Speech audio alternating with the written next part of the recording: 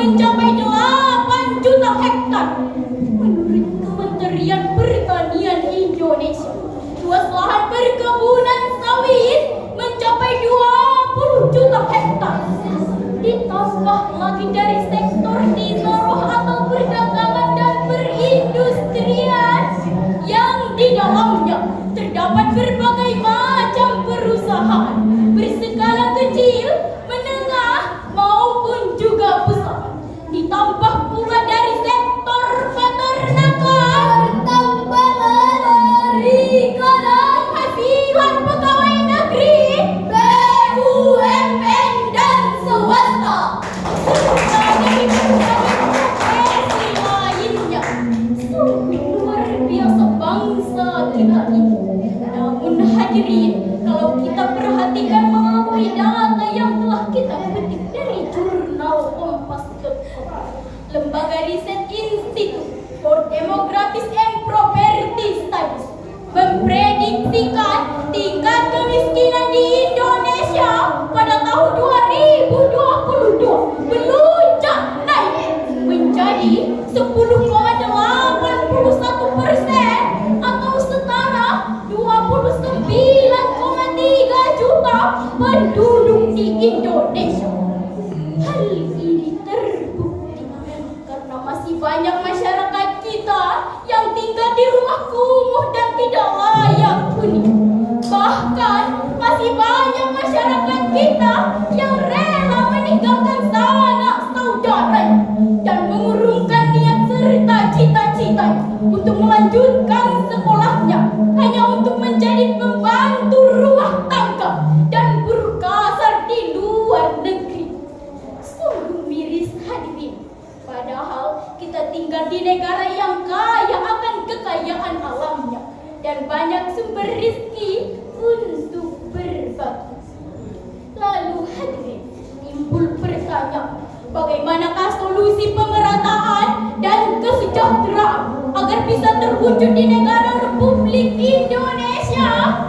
Untuk itu hadirin, pada kesempatan kali ini kami akan menyampaikan sebuah syarah Al-Quran dengan judul Zakat, Solusi Pemerataan dan Kesejahteraan Pembangunan.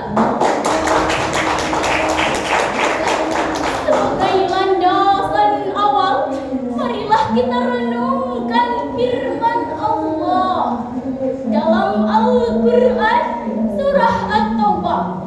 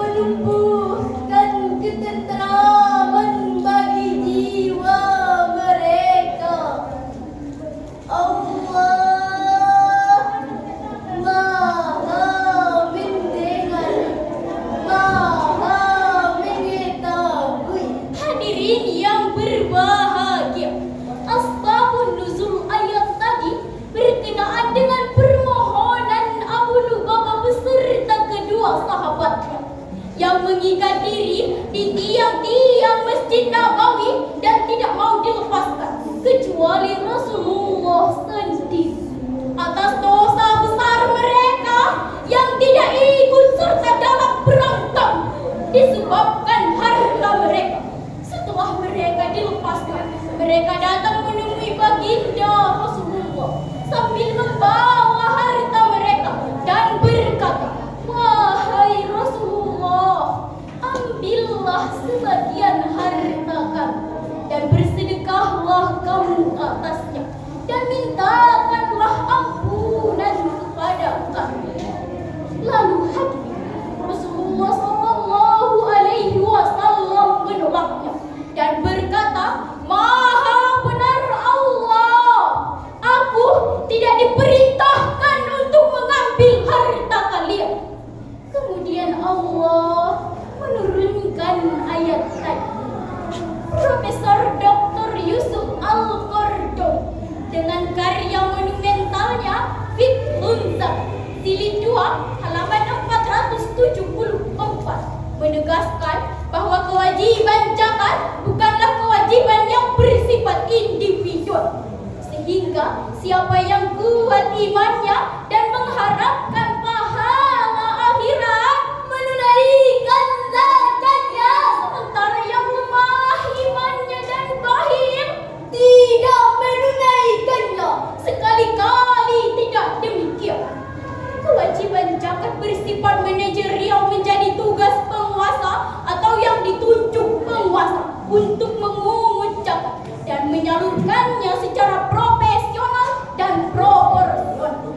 Dari penjelasan tadi dapat kita pahami peran penguasa dalam upaya pemungutan zakat memiliki peran yang sangat signifikan, dan upaya meningkatkan kualitas zakat yang dapat dikumpulkan bertahunnya.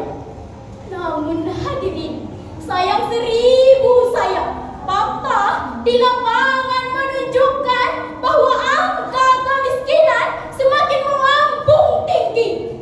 Kelaparan masih menghantui, gelandangan dan pengemis semakin marak kita temui. Bahkan banyak bayi-bayi yang mati disebabkan kekurangan gizi. Dan tak jarang hadirin, kemiskinan menyebabkan frustasi hingga berujung bunuh diri.